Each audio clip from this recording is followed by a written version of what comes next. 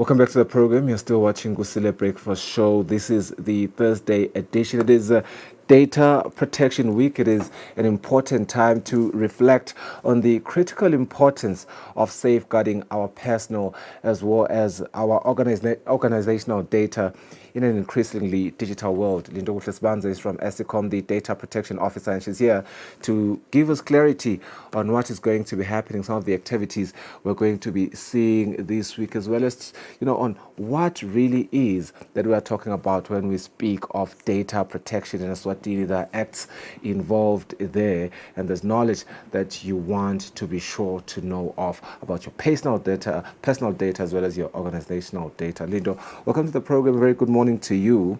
Let's speak on this interesting development. The act. It's very important that we unpack that, how it changes the way organizations in Eswatini are expected to handle personal data. We understand it's the Data Protection Act number 5 of the year 2022. Yes, thank you so much, Swiso, for having us today. So we're actually excited because it is Data Protection Week, which is our special week as the Eswatini Data Protection Authority. So the Data Protection Act was actually created to empower people to take control over their personal data.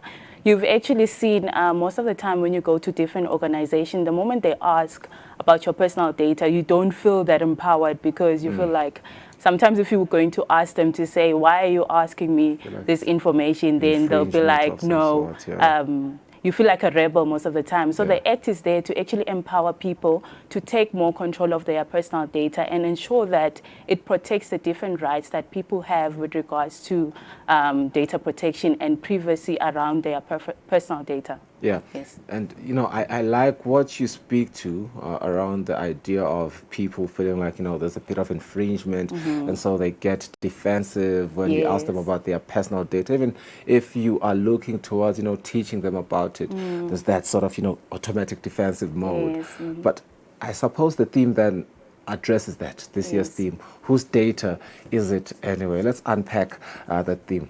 Yes, so the theme is basically a thought-provoking question to actually think about it. The moment I get into an organization and I give an organization my personal data, then that personal data belongs to who? So basically the Data Protection Act comes with different rights that people have with regards to data protection. So you do have like rights to access, you do have right to be informed. The moment I get into an organization, I have a right to be informed. Why is my personal data being collected? What is the purpose is that organization going to use that personal data for?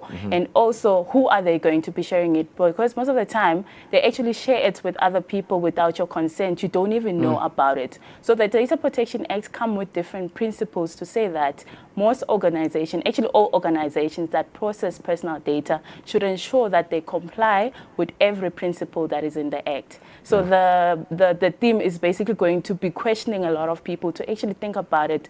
Whose data is it anyways? Is it mine? Or is it for the organization? Or is it for a service provider? Who is it anyways? We speak about this Data Protection Act being from the year 2022. I believe this is its third year since its passing now.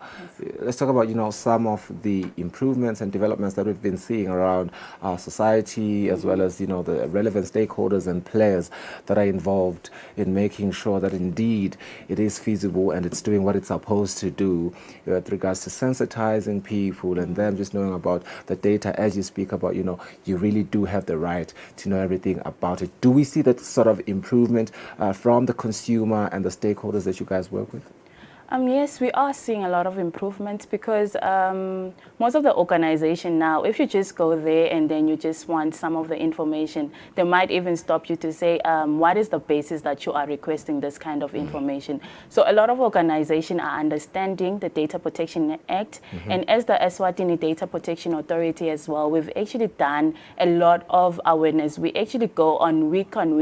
We go to different organizations where we'll be taking them through the Act to actually unpack what is their responsibility with regards to the Act and how do they have to ensure that they comply with the Act fully, and what are the different ways to ensure that they can comply with the Act as well. Yeah, I suppose the theme being a question itself is quite interesting.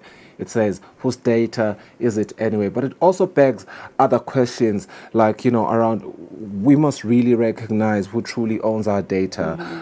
How should it be protected? Yes. What you've already spoken to. As we observe this week, I'm sure there's going to be a lot of activities, but individuals, organizations have to come through, and be a part of the activities that you guys have planned. Talk to me about some of these activities. Okay, so the Data Protection Week basically started yesterday, which was our first day for the activities that we had. So yesterday we had a webinar, which had a title to say Roadmap to Compliance, because most of our organizations have registered now, but then what's next? Yeah. What happens after the registration? So we wanted to take the organization through the journey of compliance so that they can understand. So we partnered with a company in Kenya, which is a consultant that basically deals with compliance in data protection, because they actually are ahead with regards to data protection. And then we had over 200 stakeholders that joined that meeting, where they were actually taken through the Data Protection Act. It was actually an impactful meeting there, where it had a 5-step approach to say that when you start to comply with the Data Protection Act, what are you supposed to do as an organization? And then also we do have public engagement. We're going to have different public engagement. So today we're going to have our first activation, where we're going to be at the bus rank, Manzini bus rank, by the old police Manzini police station. And then we're going to have different prizes for people. We're going to be teaching people about their rights so that they can feel empowered every time they get into an organization, to know that, is this information supposed to be collected or it's not supposed to be collected? And then also we're going to have another activation in Babane New Mall, where we're going to be doing the same thing. We also have comedians that are going to be part of this activation, that are going to be sensitizing people as well with regards to data protection.